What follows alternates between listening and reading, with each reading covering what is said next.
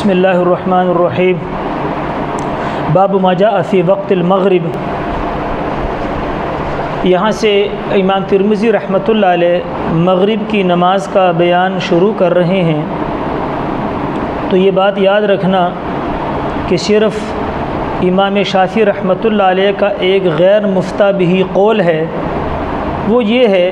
کہ مغرب کا جو وقت ہے وہ موسع نہیں ہے، یعنی وسعت طلب نہیں ہے، بلکہ مضیق یعنی تنگ ہے۔ مغرب کے وقت میں وسعت نہیں ہے، تنگی ہے۔ اور وہ کہتے ہیں کہ مغرب کا وقت اتنے وقت تک باقی رہتا ہے کہ ایک جنبی آدمی غسل کر لے یا بغیر وضو کے آدمی وضو کر لے اور 3 رکعت فرض اور 2 سنتیں پڑھ لے، بس اتنا وقت ہوتا ہے۔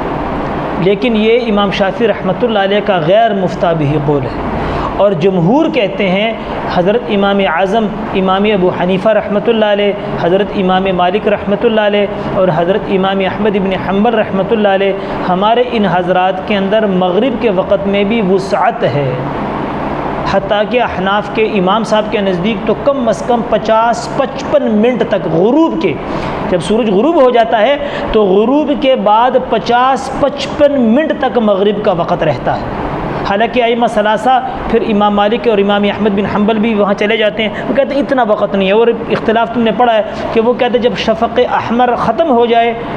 تو اصفر یعنی سفیدی جو ہے اس سے عشاء کا وقت شروع ہو جاتا ہے۔ یہ بات تم نے پیچھے پڑھی ہے، اور امام صاحب کے ہمارے صاحبین بھی ان کے ساتھ ہیں، اور امام صاحب رحمۃ اللہ علیہ کہتے ہیں کہ نہیں، سرخی اور سفیدی جب دونوں ختم ہو جائے اور آسمان کے چاروں کناروں میں سیاہی پھیل جائے تو مغرب کا وقت ختم ہو جاتا ہے اور عشاء کا وقت شروع ہو جاتا ہے۔ اور امام شافعی رحمۃ اللہ علیہ کا دوسرا قول جو ان کی کتابوں میں مفتہ بہ ہے، وہ